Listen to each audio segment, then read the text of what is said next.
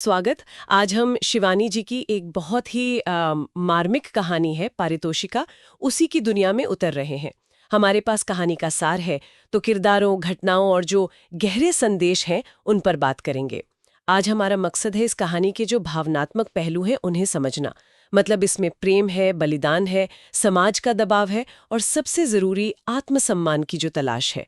कहानी कुमाऊं की खूबसूरत वादियों में बसी है, तो कोशिश रहेगी कि उस माहौल को महसूस करते हुए चर्चा करें। चलिए शुरू करते हैं। बिल्कुल। और शिवानी जी की लेखनी की देखिए खासियत ही यही है कि वो मानवीय भावनाओं को खासकर पहाड़ी परिवेश में बड़ी सहजता और गहराई से दिखाती हैं। पारितोषिका जैसा नाम है, लगता है किसी इनाम की बात हो रही है, पर वो इनाम असल में क्या है, यही मुझे लगता है इस कहानी का सबसे दिलचस्प पहलू है। हम देखेंगे कि कैसे एक साधारण सी दिखने वाली लड़की असाधारण परिस्थितियों में अपनी पहचान बनाती है। हाँ, तो कहानी की नायिका है राधा। कुमाऊं का एक छोटा सा गांव है, मध्यम वर्गीय परिवार। मतलब पिता शायद कोई छोटा मोटा काम करते हैं, माँ घर संभालती हैं। राधा पढ़ाई में तेज है, पर उसकी आंखों में एक सपना है जो थोड़ा अलग है। वो अपने गांव के औरतों और बच्चों के लिए कुछ करना चाहती है, शायद एक स्कूल खोलना या कुछ ऐसा। उसके व्यक्तित्व में सादगी तो है, पर सपनों की एक चमक भी है, बिल्कुल पहाड़ी हवा जैसी ताजगी। यहाँ ये देखना जरूरी है कि राधा का सपना सिर्फ व्यक्तिगत महत्वाकांक्षा नहीं है, ये सीधे सीधे समुदाय के उत्थान से जुड़ा है। उस समय में और उस परिवेश में एक लड़की का ऐसा सोचना उसके असाधारण चरित्र की तरफ इशारा करता है ना। बिल्कुल। और फिर राधा की जिंदगी में रंग भरता है अमर। गांव का ही युवक है, पर शहर में पढ़ता है, काम करता है, संवेदनशील है, मेहनती है। और उसे राधा की वो सादगी और हिम्मत वो भा जाती है।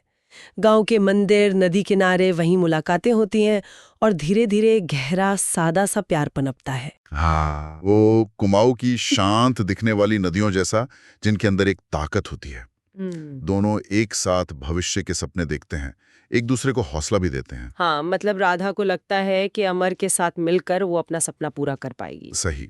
ये जो शुरुआती प्यार है ना, ये आदर्शवाद और आशा का प्रतीक है। हाँ। दोनों एक दूसरे के सपनों को जैसे पंख देते हैं। ये उनके रिश्ते की नींव बनता है। पर सवाल ये है कि क्या ये नींव सामाजिक यथार्थ की कसौटी पर खरी उतरेगी? वहीं पर तो कहानी मुड़ती है, मोड़ आता है, सामाजिक बंधनों के रूप में। अमर का परिवार राधा के परिवार को उपयुक्त नहीं समझता, शायद हैसियत का फर्क या कुछ और। हाँ, वर्ग भेद जैसी चीजें। और फिर गांव में बातें बनने लगती हैं। राधा तो अमर को फंसाना चाहती है, ऐसी बातें। राधा के माता पिता भी चिंतित हो जाते हैं, समाज का डर, इज्जत का सवाल। बिल्कुल। इसी बीच अमर शहर नौकरी करने जाता है और वादा करता है कि वो लौटेगा, सब ठीक करेगा। यहाँ समाज की भूमिका एकदम खुलकर सामने आती है। वर्ग भेद, अफवाहें और लड़की के परिवार पर वो इज्जत का दबाव। ये दिखाता है कि कैसे व्यक्तिगत भावनाएं अक्सर सामाजिक संरचनाओं से टकराती हैं और कई बार टूट भी जाती हैं। और राधा बेचारी इंतजार करती है, पर अमर की चिट्ठियां धीरे धीरे कम हो जाते हैं, फिर बिल्कुल बंद। और फिर गांव में अफवाहें उड़ती हैं कि अमर ने शहर में सगाई कर ली है, किसी बड़े घर में। राधा का दिल टूटता है, ये बहुत बड़ा धोखा था उसके लिए। हाँ, विश्वासघात था। लेकिन यहाँ कहानी का एक बहुत अहम बिंदु आता है। वो अपने सपनों को नहीं छोड़ने का फैसला करती है। भले ही प्यार ने साथ छोड़ दिया हो, वो अपना लक्ष्य नहीं छोड़ेगी। ये क्षण राधा के चरित्र की दृढ़ता को दिखाता है। देखिए, उसका दुख उसे तोड़ता नहीं, बल्कि उसे आत्मनिर्भरता की ओर मोड़ता है। यहाँ असल में प्रेम पर आत्मसम्मान की जीत की शुरुआत होती है। उसने तय कर लिया कि उसकी पहचान अब किसी और से नहीं, अपने काम से बनेगी। पर मुश्किलें कहाँ खत्म होती हैं। परिवार वाले अब शादी का दबाव डालते हैं। समाज में बातें बनी ही रही थीं, तो परिवार की इज्जत के लिए राधा की शादी एक अधेड़ विधुर व्यापारी से हो जाती है। मजबूरी की शादी। हाँ, बिल्कुल।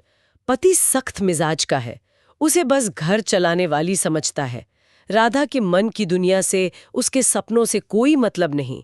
ऐसा लगता है कि अब तो राधा के सारे सपने दब ही जाएंगे, स्कूल खोलना, औरतों को सशक्त करना, सब। लेकिन वो हार नहीं मानती। यही तो खास बात है। वो चुपके चुपके, शायद पति से छुपकर, बच्चों को पढ़ाना शुरू करती है। औरतों को भी हिम्मत देती है, सिलाई कढ़ाई जैसा कुछ सिखाने की कोशिश करती है। हाँ, मतलब वो अपनी लड़ाई लड़ रही है अपने तरीके से। बिल्कुल। ये जो चुपके चुपके काम हो रहा है ना, ये उसके प्रतिरोध का प्रतीक है, उसकी अटूट इच्छा शक्ति का। ये दिखाता है कि उसके अंदर की आग बुझी नहीं है। और फिर कहानी में एक और नाटकीय मोड़ आता है। कई साल बाद अमर गांव लौटता है, टूटा हुआ।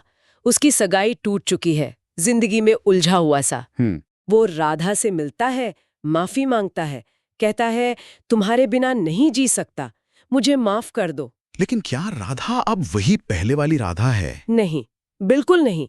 वक्त ने, हालात ने उसे बहुत बदल दिया है। वो अब ज्यादा मजबूत है, ज्यादा आत्मविश्वासी है। वो बहुत शांति से पर दृढ़ता से कहती है, अमर, तुमने मुझे छोड़ दिया था, लेकिन मैंने अपने सपनों को नहीं छोड़ा। वो माफ कर देती है, मन में कड़वाहट नहीं रखती, पर साथ जाने से साफ इनकार कर देती है। ये संवाद मेरे ख्याल से कहानी के सबसे शक्तिशाली क्षणों में से एक है।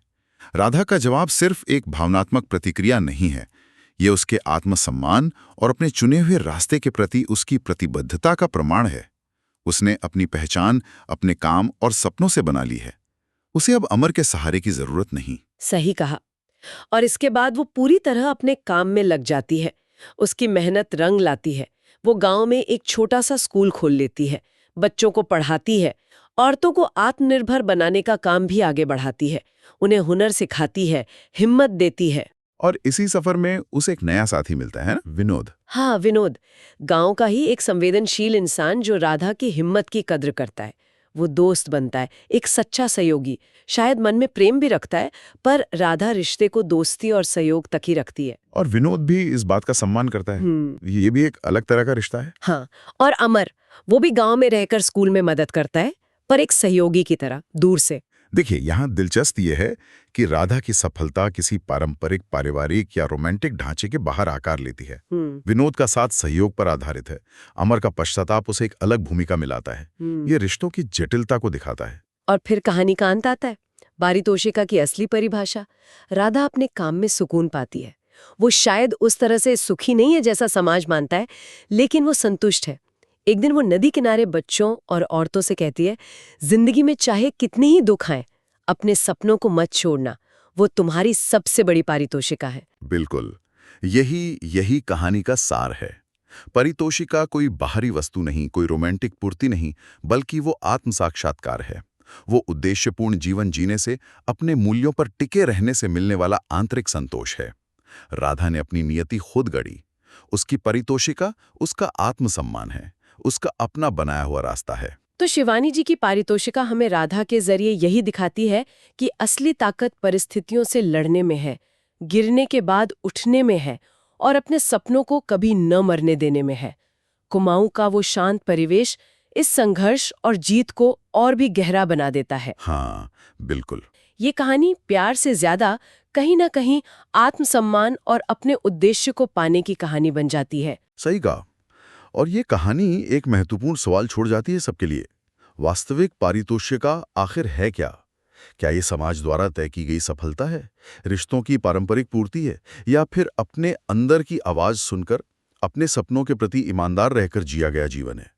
राधा की कहानी हमें खुशी और सार्थकता की जो बनी बनाई धारणाएं हैं, उन पर दोबारा सोचने के लिए प्रेरित करती है। वाकई ये सोचने वाली बात है। उम्मीद है इस चर्चा ने पारितोषिका के मर्म को समझने में मदद की होगी, और शायद इसे पढ़ने या दोबारा पढ़ने की प्रेरणा भी दी होगी। शिवानी जी की कहानियों में ये बात तो है।